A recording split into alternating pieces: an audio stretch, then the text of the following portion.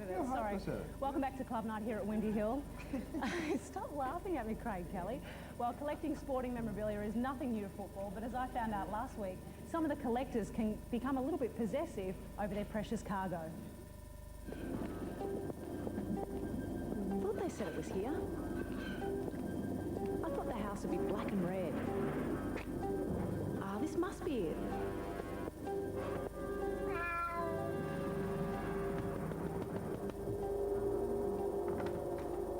Carl Stevenson, what are you doing here? Mr. Giovanakis, I hear this is a house of memorabilia for Essendon. It sure is. Can I have a look?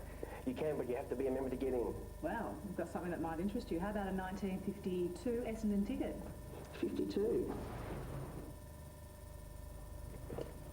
Come on in.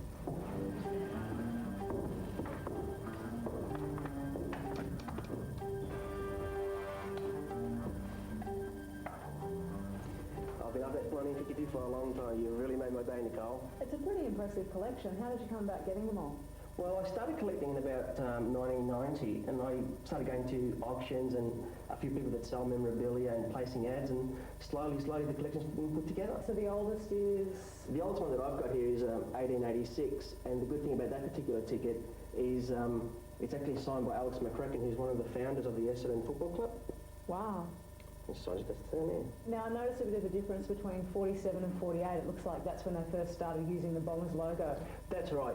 When the club was originally formed, they were more known as the Same Old.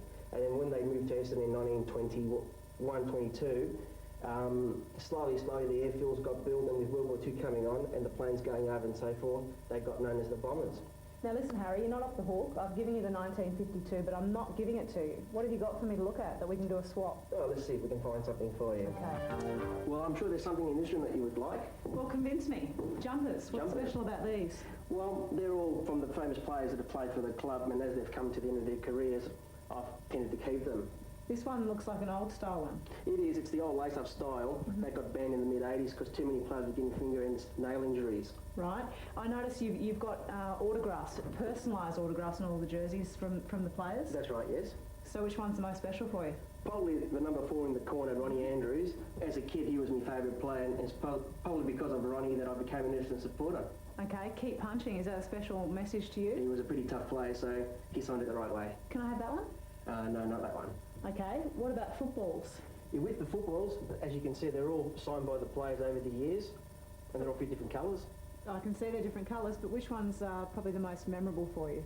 Probably the 93 being the premiership year, signed by the whole list of that year, and being a special year winning the premiership, that'd be the favourite. Can I have that one? It's too special. Well, what else you got? What about those flags?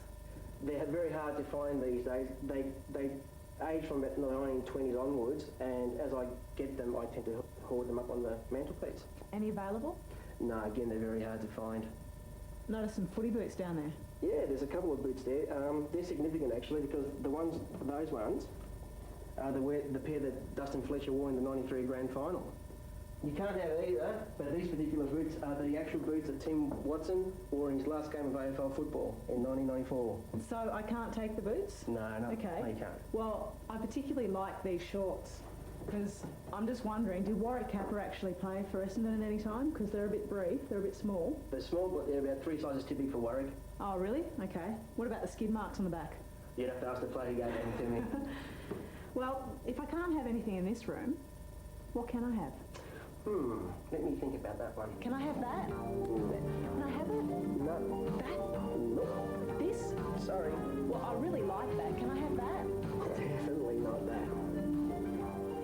So how did you get into this, Harry? Well, a few years ago, I noticed that none of the clubs were really preserving their history and keeping their memorabilia, so I got into it, and I thought later on down track, I'd probably donate it back to the club. So is this the complete collection here? It's not the complete collection. Some of it's on loan at the Hall of Fame at the Essendon Football Club, and if people really want to see set up in a proper museum and a full collection, that's the place to go. Well, Harry, thanks for showing us your collection, but there's one small problem. What's that? You still haven't given me anything for that 1952 Essendon ticket. I've got just the thing. Oh no, definitely. I'm telling you, it's the real thing. No. Definitely. Well, are you sure about this? Are you sure it's the genuine 1910 Bomber Mouse? That's definite. That's the original. Okay, thanks. Bye. sucker. What an unbelievable house. Yeah. It's incredible. And he's so proud of everything that he's got in there, but let me tell you, my Rottweiler really liked that Mickey Mouse. So it's torn at the bits. Is she still on heat? Oh, no, we No, won't she's get not into on that. heat. Don't get into that, please. It's interesting because memorabilia, we look after memorabilia at Elite Sports for the AFL in regard to all clubs, and it's becoming a huge business, and it's only going to get bigger and bigger. Yeah, and as Harry said, Essendon have a complete collection at their Hall of Fame, so if anyone wants to see it, they should take a look at that. Well, thanks, Harry, for letting Nicole in, because she doesn't get let into too many homes. And it was great to see her in there doing a great story. Now, our next segment is, yes, it's an interesting one. We've got the newsreader. We're going to do club news. We've got our special newsreader, Paul Barnard. Look at the head on that.